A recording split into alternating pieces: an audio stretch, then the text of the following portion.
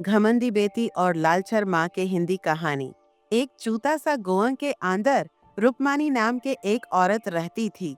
रुक्मन के दो बेटियां और एक बेटा थे जो कि बहुत छोटा था। कजाल कहती है माँ से, मम्मी आज मेरी स्कूल के टीचर फीस मांग रहे थे। रुक्मणी अपनी बेटी से बोलती है, कजाल तुम ऐसा करो कि एक महीने के लिए अपनी पढ़ाई बैंड करो दो। अरे मम्मी ऐसे बोल रही हो, मुझे पढ़ाई करना बहुत जरूरी है। लेकिन बेटी घर की स्थिति तुम देख ही रही हो, कितने हम लोग गरीब है। ज्योति कहती है कजाल से। कजाल मम्मी तुम्हें सही बोल रही है, तुमको एक महीना पढ़ाई बंद करने चाहिए अपनी। कजाल कहती है ज्योति से। तुम अपने औकत में रहो, मेरे और मम्मी के बीच में बिल्कुल भी मत बोलो। ज्योति को कजाल के बात सुनकर बहुत बुरा लगा। ज्योति कहती है कजाल से, ठीक है दीदी, तुम्हारी मर्जी, जो मन में ओ करो। रुक्मणी कहती है कजाल से, और बेटी तुम पागल हो क्या, को जुबन लगा रही हो दोनों बहन आपसे में। मम्मी तुम लोग से मुंह लगाना बहुत गलत बात है, क्योंकि तुम लोग अनपढ़ गांवर हो। रुक्मणी कहती है कजाल से। बेटी अभी तो देख ही रही हो स्थिति क्या है अपने घर की। तुम्हारे पिताजी का तो मृत्यु हो गई, भाई है तो छोटा ही है, मैं अकेला कितना क्या करूं। तुम्हारे दादाजी भी अभी बीमार है, उनके दावी भी तो लानी है। ज्योति कहती है अपनी माँ से, मम्मी अभी तो घर के अंदर खाने के लिए कुछ भी नहीं है, तो शाम को अपने मालिक से पैसा लेकर ही आइएगा। अंजलि देखो तो घर के अंदर कुछ खाने के लिए है तो छोटू के दे दो। मुझे क्यों बोल रही हो, मैं घर के अंदर एक भी काम नहीं करूँगा। मुझे किसी का नौकर नहीं बनना है। ज्योति कहती है अंजलि से। तुम्हें क्या हो गया है अंजलि, ऐसे क्यों बोल रही हो बढ़ चढ़ के? क्योंकि तुम अनपढ़ गांवर हो, तुम्हें कुछ नहीं आता है, तो तुम घर के काम करो। मैं भला क्यों करूँ, घर के काम करना तुम्हारे है। तो मम्मी मुझे क्यों बोल रही है छोटू को खाना देने के लिए। ज्योति कहती है अंजलि से, ठीक है मम्मी से गलती हो गई है, मुझे ही बोलना चाहिए मेरी गलती है, लेकिन तुम इस बात को दिल पर मत लो। घर के काम करना मेरी है, तो तुम्हें कोई नहीं बोलेगा आज के बाद। रुक्मणी को अंजलि के बात सुनकर बहुत ज्यादा बुरा लगा। रुक्मणी कहती है अंजलि से, अगर मुझे पता होता कि तुम बड़े होकर ऐसे बोलगे तो तुम्हें जन्म देने से पहले ही मर देती।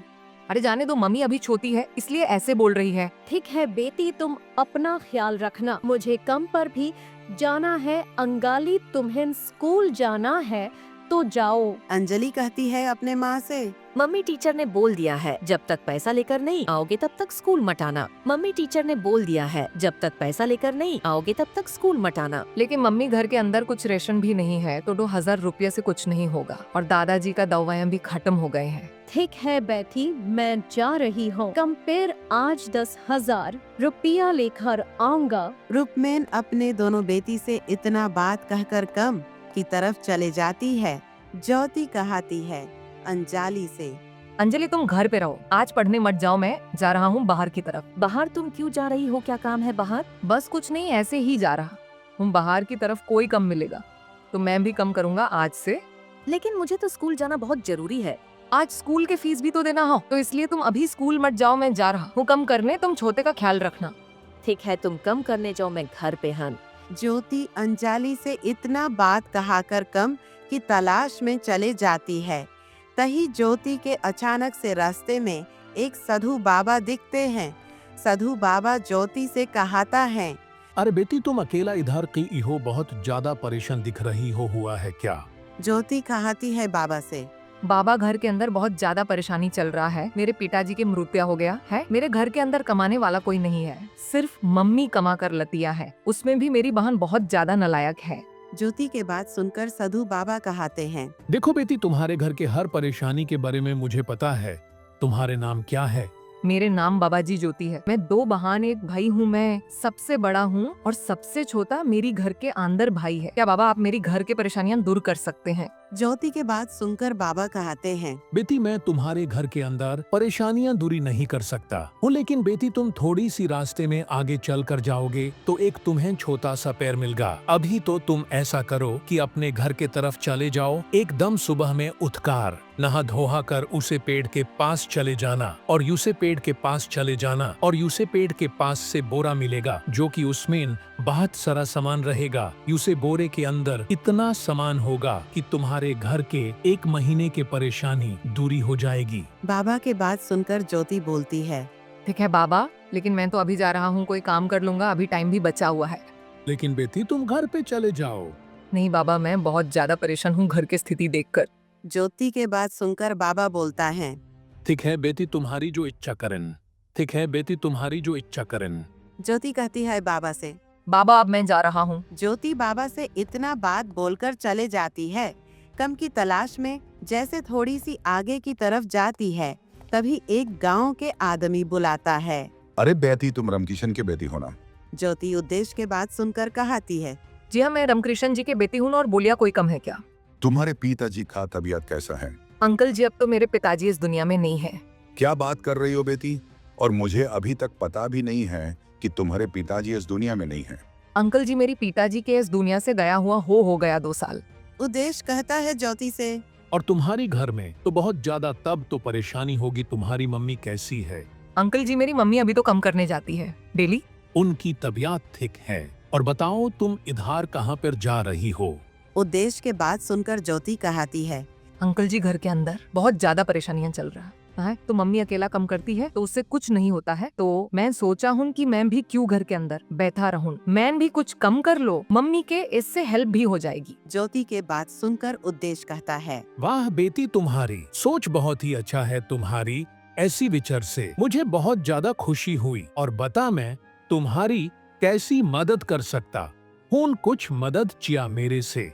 उद्देश्य के बात सुनकर ज्योति बोलती है, अंकल जी, बस कुछ नहीं, आपके घर में कोई कम है तो बतिया मैं कर देती हूँ। मेरे घर में तो कोई कम नहीं है। ठीक है अंकल जी, मैं जा रहा हूँ, आगे की तरफ कोई कम कर लूंगा। लेकिन बेटी, अभी तो बहुत ज्यादा टाइम हो गया है, कोई काम भी नहीं मिलेगा। ऐसा करो कि तुम घर पर चली जाओ।